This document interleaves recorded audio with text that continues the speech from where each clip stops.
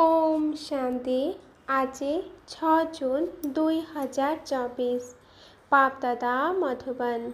बाबा कहउछंती मीठे बच्चे शिव बाबा बगीचार मालिक अटंती। तेणु एही मालिकंक निकटकू तुमे माली माने भल भल सुगंधयुक्त फूल अर्थात आत्मा मानंकु आनिबाकू हेबो। एभली फूल गुड़िकू आण नाही जी कि मौली जाइथिबा। प्रश्न, बाबांकर दृष्टि केउ पिलामानंक उपरे पड़ुछि, काहा उपरे पड़ु नाही?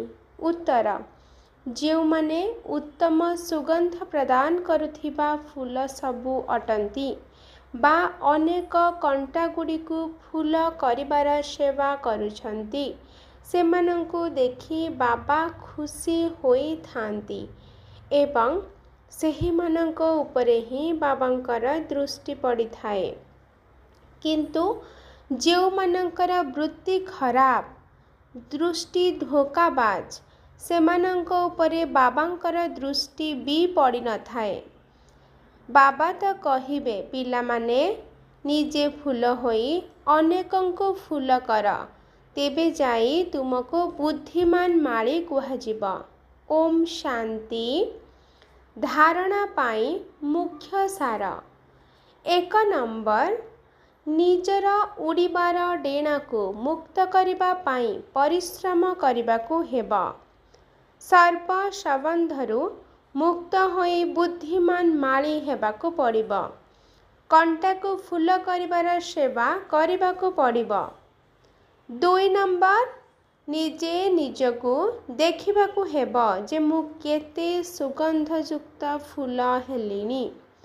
मोर मनोभाव शुद्ध अछि, मोर दृष्टि धोका देउ नाही तो।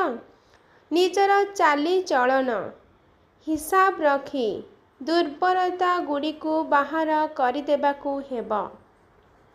वरदान, स्वराज्य अधिकार निशा एवं निश्चय आधार रे सर्वदा शक्तिशाली हेउथिबा सहज जोगी निरंतर जोगी हुआ।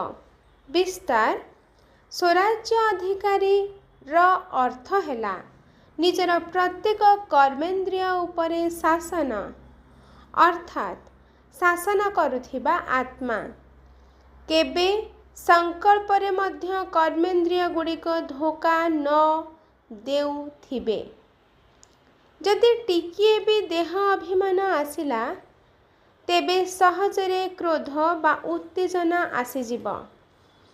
किंतु जे स्वराज्य अधिकारी आत्मा से सर्वदा निरअहंकारी एवं निर्माण चित्त होई सेवा करी थांती। सेथिपाई मु स्वराज्य अधिकारी आत्मा अटे। एही निश्चय एवं निशा आधार रे शक्तिशाली होई मायाजित तथा जगतजित हुआ, ताहा हेले सहज जोगी एवं निरंतर जोगी होइजिब।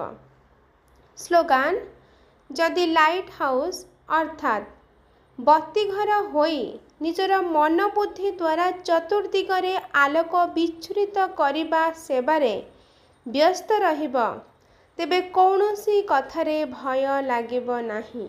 अच्छा, मीठे मीठे शिकिलाधे संतान मानंक प्रति माता पिता बाप दादांकर मधुर स्नेह भरा स्मृति एवं सुप्रभात। आत्मिक पितांकर आत्मिक संतान मानंकु नमस्ते। आत्मिक संतान मानंकर आत्मिक माता पिता बाप दादांकु याद प्यार नमस्ते नमस्ते नमस्ते। शुक्रिया बाबा, शुक्रिया। अच्छा, ओम शांति।